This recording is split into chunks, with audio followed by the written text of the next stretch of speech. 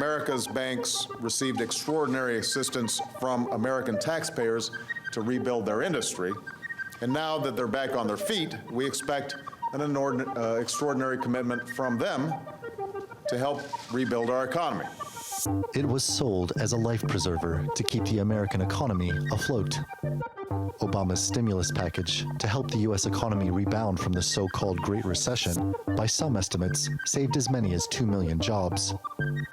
But the $831 billion bailout was viewed by many as rewarding big banks and the richest Americans for bankrupting the country, and many of America's poorest along with it. Over the next 8 years, Obama managed to cut unemployment along with the budget deficit and save America's auto industry. But the economy grew at a sluggish 2.1%, the fourth lowest average under any president. Like all presidents, Barack Obama's legacy will take shape with time, and like all, it will hinge on his economic successes and failures. But it may be Obamacare, his initiative to expand health care that's already seen 20 million Americans get health insurance, that will determine whether he stands with giants.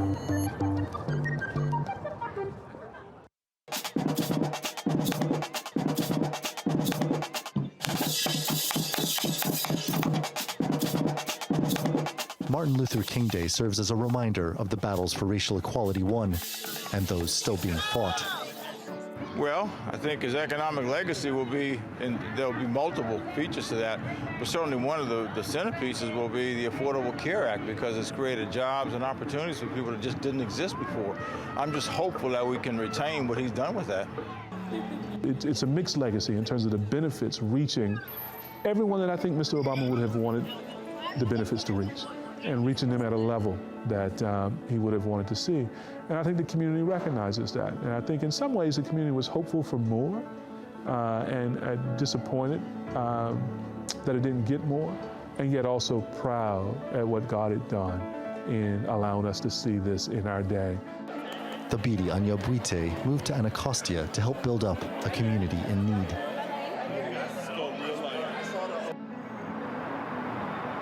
Anacostia, the neighborhood that we're in, and indeed the sort of area east of the Anacostia River, which runs through Washington, D.C., is almost a different city from what people think of when they think of Washington, D.C. The economic pressures on this community are tremendous. On the one hand, people look at a community like ours and they talk about all the problems in the community, right? All right, everybody, feet together. Hands to your side, chest out, chin down, get a bend at the elbow, hand salute. Ready, two. Ready, hand salute. Ready, two. Ready, dance. On the other hand, I'm looking at the community and I'm thinking, no, I see a lot of people working as hard as they can. After 8 years, Obama is seen by some as having led with a steady hand, but one that many wish had done more to improve their standard of living. Randolph Nogle, The Newsmakers in Anacostia. Well, to discuss Obama's economic legacy, I'm joined by Paul Solman from Newton, Massachusetts. He's a business and economics correspondent for American Public Broadcaster, PBS. And from Paris, our very own Craig Kapitas. Gentlemen, thanks so much for joining us. Paul, let me start with you. Did President Obama leave the economy in better shape than he found it? Well, let me ask you this. 8 years, right? What country in the world has done better than the United States? Turkish lira has lost about, oh, I don't know, it's 3 times less valuable than it was to the dollar. The dollar compared to the ruble, the euro, the pound, the RMB even, I think.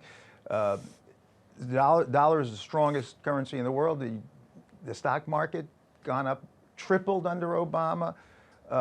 Unemployment rate cut in half almost. So if you're looking globally, as we are here, and it's an honor to be on Turkish television, by the way,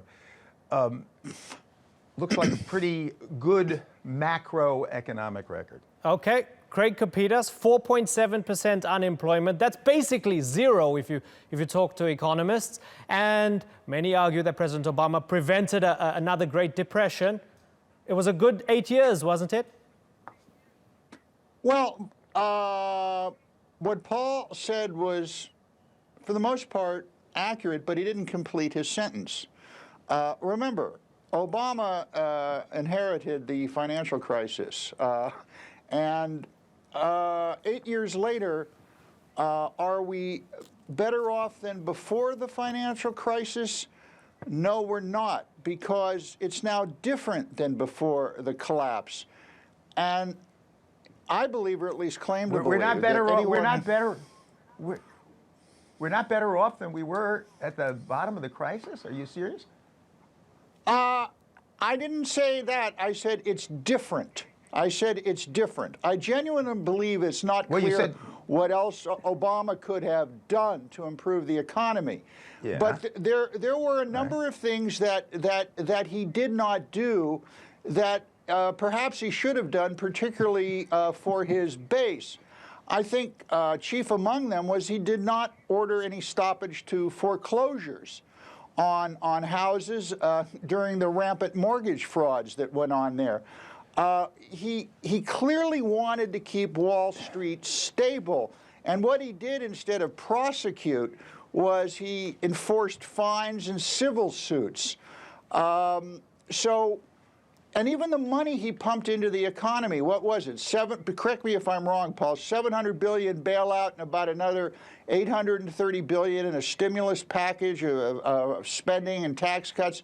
That clearly wasn't that clearly wasn't enough. So it's All right, but different wait, from but the question is, the question is, and the question I'd ask you is, could he have actually gotten through a massive foreclosure stimulus package or bailout package? Could he have, given that he was facing, most of his term he was facing a Republican Congress and tremendous opposition even in the beginning when it was a Democratic Congress, could he have actually done those things? It's an honest question. I don't disagree with you that in the best of all possible worlds he would have done things that he didn't do, but could he have? Well, I think he could have. I think he could have stopped ordering foreclosures on the homes of poor people. That I think he should have done. He could have done. Now, those low interest rates pumped up asset prices way, way high. Now, wages and growth stagnated. And okay, that's fine. But what happened under the Obama years is with that income equality worsened. Yeah, that's a good point. Craig, yes. let me take that. And Let me grab that and throw it to Paul. Paul, I've got your own piece from Yes. PBS NewsHour. You spoke to Yes. Derek Hamilton, quoted in your piece, the president of the National Right. Economic Association, Right. saying nothing fundamentally changed the trajectory towards inequality.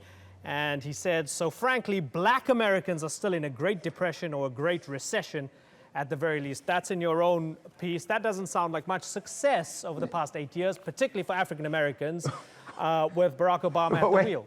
But yeah, look, we had a panel of 4 people, and Derek Hamilton was the guy from the left to make that very point. So the fact that he's in my piece saying that doesn't mean that I subscribe to it. I know that, but what I'm saying is or that you heard it from the horse's mouth. That's what I meant. No, look. I'm losing my IFP here. Hold on a second. Okay. There's no question that inequality, in my view, is the major economic problem that the United States and countries all around the world, frankly, developed countries face, right? And underdeveloped countries as well. So, yes, that's a huge problem. It's caused by technology. It's caused by globalization. It's caused by assortative mating. We don't have to get into that. And it's caused by policy. I don't think that Obama had that much wiggle room with regard to the one thing he could have done something about, which is policy, and the rest of these huge forces that are affecting every country in the world. So sure, you would have loved him to be able to do more about inequality. He did raise the top marginal tax rate on wealthy Americans. He did do things on tax credits for people at the bottom. So he made some efforts in that direction, no question. Did he solve the problem of inequality? Absolutely not. Paul, if he was, but I would ask Greg whether he thinks he could Sorry have. to interrupt you, Paul.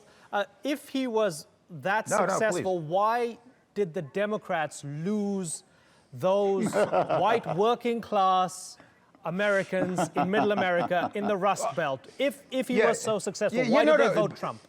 Well, you can't have it both ways here. Derek Hamilton and your people in Anacostia, who you just had on the show, are all African Americans, and the guy who drove me over here to the studio is a white working class American who's completely, he's a Republican, but he's completely anti-Obama, and he thinks it's because Obama bent over backwards for the very people we're now talking about as having not been helped by the administration. So when you're talking about why white working class Americans were against Obama, there are a whole host of reasons: political correctness, didn't do anything. This guy said the worst thing of all was he didn't do anything about race relations. And I'd say economically, it's the global trends, and I bet you Greg agrees with me here, that it's the global trends that are affecting these people, the end of manufacturing jobs, not of the end of manufacturing, but of their jobs, going abroad, technology replacing them and so forth. These people are dispirited, and they blame it on Obama because he was there for 8 years, just like people used to blame it on George W. Bush after he was there for 8 years. Yes, no, of course. Greg, don't you agree? Sure, or no? as people say, thanks, Obama. Craig, I just want to kick this forward a little bit, because now we have the anti-establishment candidates. He's a man who takes a golden elevator to his golden apartment in his golden tower, and he's got a nice, shiny golden cabinet now. How's he going to be a man of the people and going to help the middle class or the working class? Greg, Well, please, the you only take thing- this because I can't answer. Go for it, Craig. The only I thing don't we can be the only thing we can be certain of is that you cannot predict what Donald Trump is going to do. Look, Right. Trump has inherited a landscape in which there is no longer any difference between covering politics and covering economics. They have collided. They are the same beast. Trump is using the bully pulpit in a way that Obama did not. Obama never reached out to the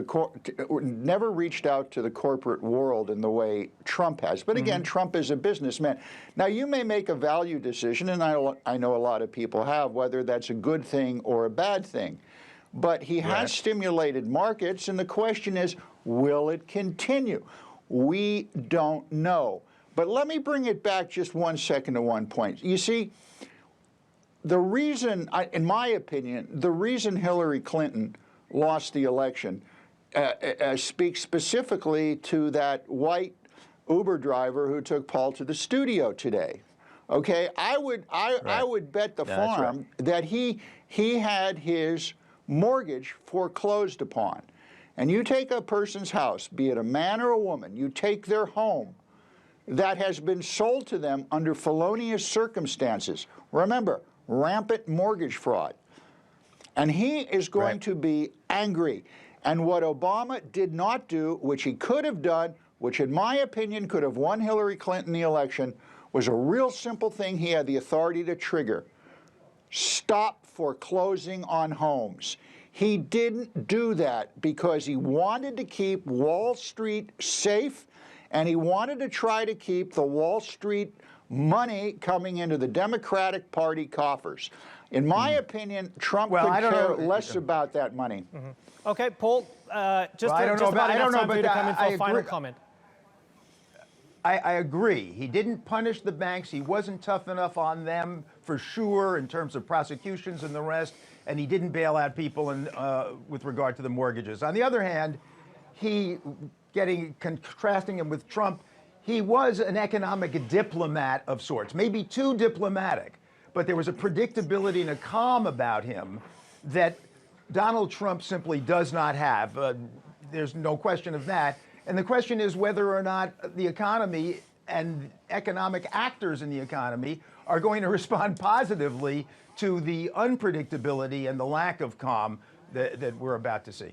Okay, Paul Solomon and Craig Peters. I really love that. Craig, unfortunately, we're out of time. I'd love to have both of you on again in the future. Thanks so much. Loved it. We'll have you both on again in the not-too-distant future. Bye for now.